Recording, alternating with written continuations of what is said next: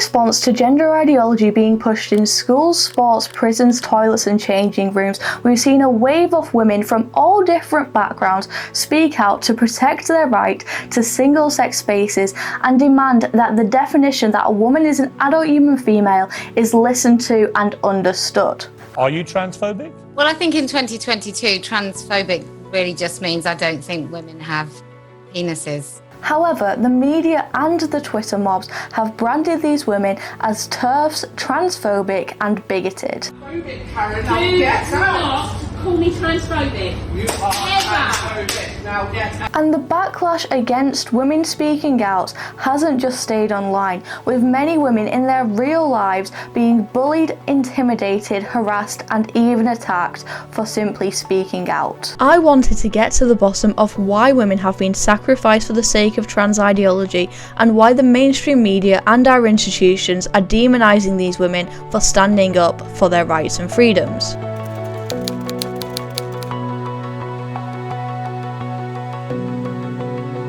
In the US, a swimmer called Riley Gaines was assaulted on campus by trans activists. Trans rights are human rights! You crying! You fucking crying, bitch! Fuck you! Fuck you! Trans rights are human rights! Trans women are women! She was barricaded in a room after being physically assaulted by protesters. What I endured for 3 hours sitting barricaded in a room where they demanded money if I wanted to safely make it home, that is not peaceful, that's kidnapping and extortion. And only a few weeks before that, in New Zealand, the women's rights activist Kelly J. Keane was attacked by trans rights activists while she was on her campaign, Let Women Speak. It's not just women in the public eye that are impacted by this. As the Let Women Speak events demonstrate, women from all walks of life are not only impacted by trans ideology, but they are bullied and harassed for speaking out about it. Get lost, trans scum! Get lost! Trans scum off our streets! Trans scum off our streets! Last year, at a Let Women Speak event in Manchester, trans activists in balaclavas surrounded a statue of the suffragette Emmeline Pankhurst where the event was originally going to take place. During this event, a women's campaigner was attacked when she attempted to put a flag on the statue. Get your hands off me! You're grabbing my Hey! Stop! Why were men in balaclavas allowed to intimidate and even attack the women's activists? I managed to speak to the women's campaigner who got attacked at this event. So what actually happened at this Let Women Speak event? What was it like? We were told to go to Emmeline Pankhurst statue, so that's what we did. And as we arrived, we saw there was a group of trans rights activists, because they had the flags and everything, so we knew who they were, dressed all in black, which we've never seen before, so we didn't know what to expect. So we just proceeded to go to the statue, and all of a sudden, several of them stood in front of us with their arms crossed like this. So we sort of walked around them, and I climbed on the wall with my flag. That's when one of them grabbed hold of my leg and tried to pull me down, and a couple of them were pushing me and pulling me, that I was afraid of falling off the little wall, so I jumped off and pulled one of them with me, and then 2 or 3 of them started pushing me and pulling me at the same time, but pushing me more, so I sat down on the wall, and they just kept doing it, and I was so shocked. Well, eventually my friends managed to persuade them and pull them off me, and but we were all still in shock. We didn't, but nothing really serious had happened. We just got a bit angry and stubborn, so we decided to stay there. We weren't going to let ourselves get chased off by people attacking us, and we didn't know that the meeting was supposed to take place on the other side of the street yet. So we just held our positions. We stayed where we were. Nothing else happened. But then a police officer came up to me and told me to leave. And I told him I wasn't going to leave. This is where we're supposed to be. And, we have all the right to be there. And that went back and forth about 2 or 3 times. And then he told me he was going to arrest me. I asked him, why is he going to arrest me? I haven't done anything. And he said for a breach of the peace, if anything else happened, because I would have provoked the confrontation if anything else happened. So he basically told me I was going to be arrested. I even asked him, even if I got attacked again, you're going to arrest me? And he said, yes, he's going to arrest me because I would have provoked it, because I didn't obey his order to move me away. This type of behaviour towards women's activists is not uncommon. One of the most notable examples of this was at a Speaker's Corner event in 2018 when a woman was attacked and her camera was broken by a transgender activist. The police are failing to protect women's activists from being attacked and assaulted, yet while they turn a blind eye to this, they're quick to prosecute women's rights activists. Last year, a 53-year-old woman was arrested on suspicion of criminal damages and displaying threatening or abusive writing likely to cause harassment, alarm and distress. Her crime? Putting up posters and stickers with the sayings of, "No child is born in the wrong body, humans never change sex," and "Periods can be awful, but much worse when sharing toilets with boys in school, men at the gym, public pubs and clubs." In order to find out why the police were so quick to dismiss women's activists, I spoke to the journalist and campaigner Jo Bartosh. I think the police in particular tend to take the trans activist line because for years they had a deserved reputation for homophobia. So I've spoken to older gay men who were arrested for walking out of gay nightclubs and making eye contact. That's literally something that someone who was arrested, I spoke to about that.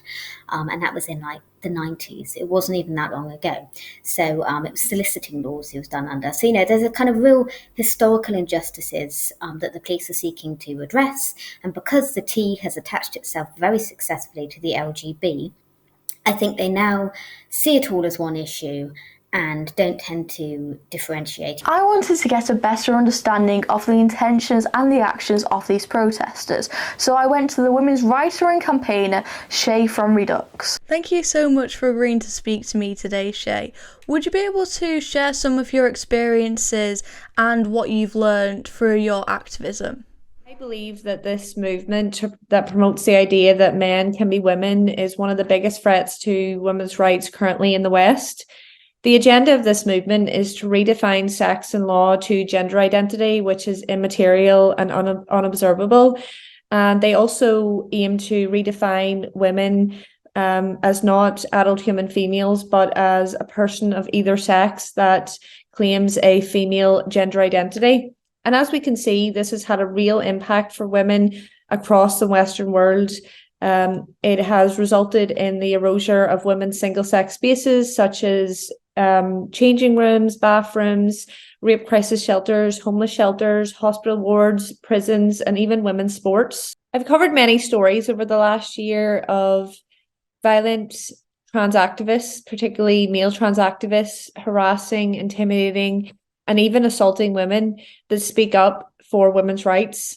These trans activists often counter-protest women's rights rallies, and there has been many examples of them being arrested at these protests. Redux is a women's publication that brings to light many of these incidents that the mainstream media chooses to ignore. Trans activists often promote the lie that it is the women that are speaking up for women's rights that are the violent ones, but this could not be further from the truth. There has been no examples of women that attend any of these women's rights rallies being arrested for assaulting a trans activist who came there to counter-protest. One notable incident that Shay has brought to light was when a trans activist was reportedly arrested and charged with assault after a vulgar confrontation at Edinburgh University in December 2023. A video went viral in December after he was caught on film blocking a woman who was trying to enter the building to attend a screening of Adult Human Female. I'm here with a trans woman and an adult human female to watch a film about adult human females. You can see that. This documentary aims to show how gender ideology impacts women's rights. Trans activists protest the screening, and they even managed to get the screening shut down by blocking the entrance of the place where it was being held. Another incident that Redux has reported on was when a trans activist assaulted a female who was attending a gender-critical event in Newcastle. About 3 of them seemed to hang back a bit, and then quite suddenly one pushed me and snatched my banner from my hand and ran off. Florence Wallace told the organisation shortly after the event had concluded. I decided to go to a Let Women Speak event in Hyde Park to understand the concerns of these women's activists.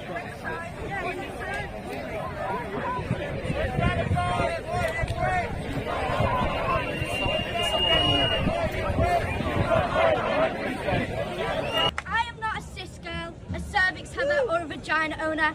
I am a child human female, a girl, and men like Dylan Mulvaney and Leah Thomas will never be girls or women.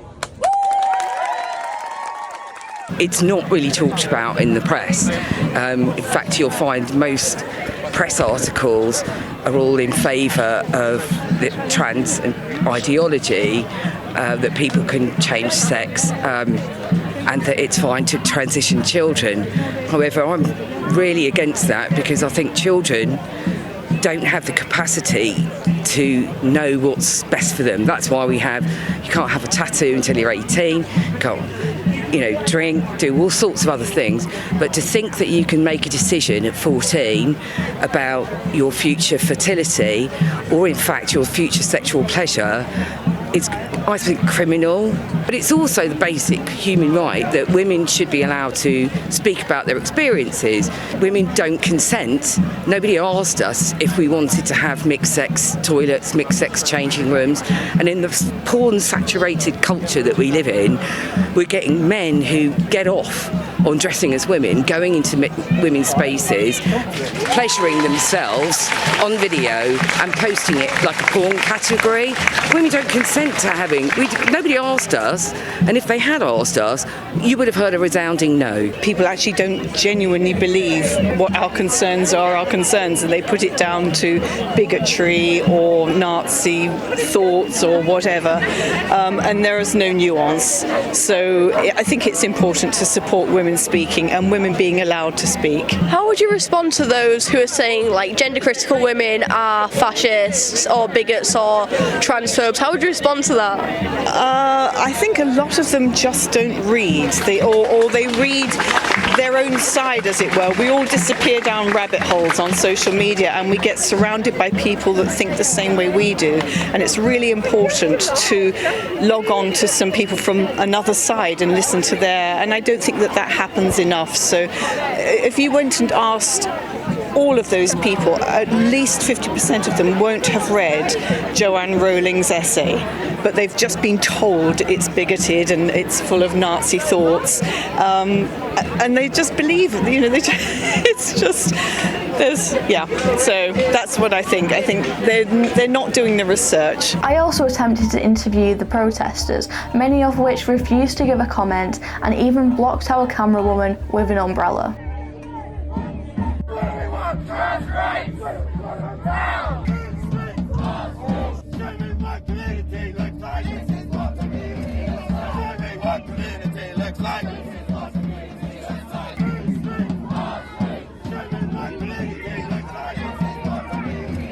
Is obviously trans existence, trans power, and all in all to kind of come out in bigger numbers than hopefully the TERFs to show that their hatred of us and their misunderstanding and their spreading of misinformation of us and of the way we are is unjust, stupid, and this is really to show them that they are never going to win against us.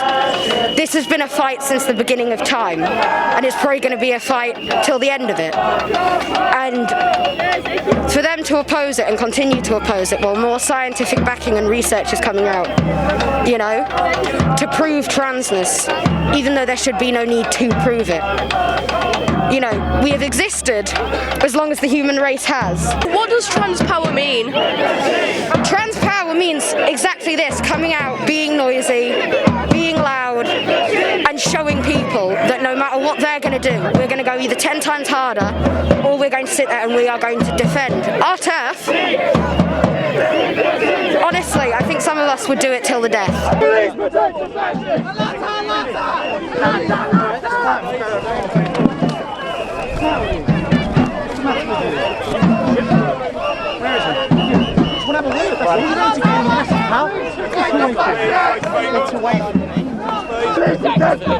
Just some space. I don't want any poles near the officers' backs. Police protect the fascists! Protect the fascists! Police protect the fascists! Our streets! Our streets! Our streets! We're protesting Rosie Parker, the fascist. She has all these views, the homophobic, racist, all of this, and also, just standing up for trans rights, racism, homophobia, everything, and against the police, because they keep protecting the fascists. Like, they're acting as if we're the criminals in this. If they have those beliefs, just keep it to yourself. There's no reason to be violent towards just another person. Yeah, I think. So on that, TERFs being violent, what examples of that are there? I mean, this is the first one I've been to, so I haven't seen much, but my brother's been to a few and he said that they've just been quite like, but I'm not sure, this is the first one I've been to, but yeah. And just quite like aggressive, I guess, just with but the thing is, they're allowed to come and take videos of us, but the police are stopping us from going towards them. A common saying among the left is punch a Nazi. Do you think the same should be applied to TERF? What is it? Punch a Nazi. Punch a Nazi? Oh, yeah, definitely. They deserve a punch. I'm sorry, but they do. They definitely do. Like, it's just the fact that they haven't done anything to them, and they're just obsessing about this view, and they actually, they have to. I just don't know why they have to exercise the view in public. A feminist that I have a great deal of admiration for, Sheila Jeffries, she's described trans activism as a men's sexual rights movement. And I think there's something in that it is literally dressed up as civil rights, but it allows men to perform their fetish in public. And I think whenever you have a psychological driver like that, there's obviously a huge emotional reaction to not having that exposed. So, you don't hear trans widows' voices, you don't hear the children of transition, of particularly men who transition. So I think there's that sort of sexual driver that means there's kind of an inertia of silence, if you like. I think more widely it kind of maps on. It's such a parasitic movement, but it manages to use a lot of teenage angst and all the rest of it. That I hate you, mum, and sort of giving license essentially to teenage boys to shout at older women. I mean, of course. I also, of course, I'm going to sort of fall into that, and I think it also allows women. So I've sort of thought about how it manifests differently between men and women, and I think it allows women to say, I'm not like the other girls.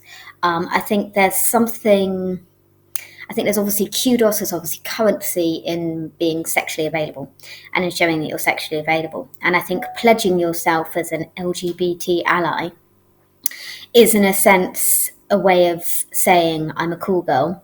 And I think that's why you see them sort of getting dragged into this, being very hostile. And I think women, whether it's nature or nurture, I don't know, but I think there's a real tendency for women to tear down other women. And I think that's something that we also see playing out at these demonstrations. Despite the perseverance and campaigning of women's activists, trans ideology has taken over the majority of British institutions, from the civil service, the NHS, big business, and even universities. Recently, protesters at Oxford University attempted to stop the gender-critical academic Kathleen Stock from speaking at the Oxford Union. Hundreds of protesters gathering outside the Oxford Union Society at Oxford University yesterday, protesting against a talk by the feminist philosopher Kathleen Stock. She's been accused of being transphobic, a hate speaker and all the like, simply because she stood up for, well, women being women, men being men, and biological reality. Hearing intelligent Oxford graduates saying, I'm about to leave the UK because I don't feel safe here. And I think that's something that should worry everyone. How has trans ideology managed to become the mainstream view, and how has it captured almost every British institution? I spoke to writer and broadcaster Emma Webb to get to the bottom of this. Why do you think it is that despite the harassment and attacks that we've seen from those who claim to be trans rights activists towards women advocating for their own rights, like Posey Parker for example, despite the horrendous optics of that, despite the fact that these are fully grown, like, violent men screaming at these women, why do you think the media is still arguably on the side of the TRAs? Part of it is probably fear of reprisals. I think probably they're fearful of being sort of mobbed themselves, not necessarily physically, but probably on Twitter, and they've probably got a reputational concern in mind. I think many people genuinely have come to, I think they genuinely do believe that women who are just standing up for their rights and for their safety are somehow dangerous and have got this strangely distorted mindset where someone like Posey Parker is viewed as being dangerous, but yet people who are violently attacking and mobbing women are not viewed as dangerous. It's a very topsy-turvy situation. But I think probably most of it is probably, as many things are these days, driven by fear. No one can answer what a woman is. Nobody can say that there's two genders. How have we gotten into this situation, do you think? Education and the media, probably. I think people are surrounded on all sides by this. Has become a kind of status quo. It is the orthodoxy now. And I think there is a huge amount of pressure to conform with that orthodoxy. As soon as you put a camera on someone, probably they're afraid for their job, they're afraid they've seen in the news people getting cancelled for speaking out about various topics. And so they will probably see a camera's pointing in their face, and whether they believe it or not, who knows? They're going to be probably frightened to say anything other than what they know to be the sort of the doctrine that they have to repeat, so that they've either been taught at school or they've learned through the media, through social media, particularly through social media, because there's even more of a demand to conform on social media, because if you say the wrong thing, you'll get completely mobbed, and then people will try to get you to lose your job and so on. So I think it's social pressure, but it's as old as time. You know, living in a free democratic country is absolutely not the norm in human history, and so I think what we're witnessing now with this sort of mob mentality is just part of human nature. But it's part of human nature that we had managed to hold at bay by creating certain structures within our society, and by developing a certain culture of tolerance. That mitigated against that human instinct to mob other people who don't agree with you, and so I think ultimately it's probably just a culture of conformity, which is strange, right? Because I think they see themselves as being sort of cool and subversive and outside of the elite. But the reality is that, you know, as Matthew Goodwin has written in his latest book, you know, these ideas are the elite ideas now. They are the orthodoxy. There's absolutely nothing countercultural about holding these views. Anybody who questions them is at risk of having their lives destroyed. Despite there being numerous attempts of women being bullied, intimidated, harassed and even attacked, the mainstream media and the institutions still are on the side of trans rights activists. Despite so many trans rights activists refusing to have a conversation with those who disagree, policies in their name have been implemented and pushed. But between the women's activists and the trans activists, one side wants to have a conversation and open discussion, the other wants to tear conversation down. One side wants to protect their rights and their spaces, the other one wants to push through their ideology despite it being at the expense of women and children. Ask yourself, which one is on the right side of history? I'm Jess Gill and this is Reasoned. Thank you for watching.